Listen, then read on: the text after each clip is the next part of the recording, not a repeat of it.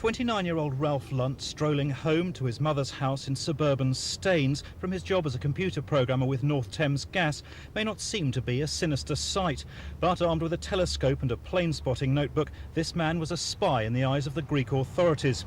He and a friend were sentenced to 14 months in prison for spying after being arrested at a public observation terrace at Salonika International Airport. But he'd been taking the numbers of military planes, arriving at the military branch of the airport, Mikra.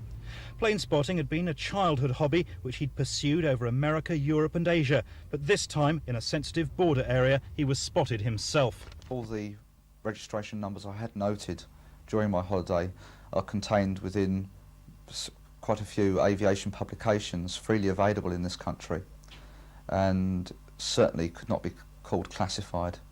It's well-known information and has been for years. He had been arrested but was then released after questioning at Athens airport shortly after his arrival in the country. But he then thought he was free to pursue his hobby. It was not to be. Were you subject to some very intense interrogation? Because on a spying charge it would seem that that's extremely serious. Not as much as I would have expected had the charges been made seriously. We were certainly seen by various sections of the police and or military intelligence. Some sections that we saw were quite happy that we were what we said we were, just enthusiastic.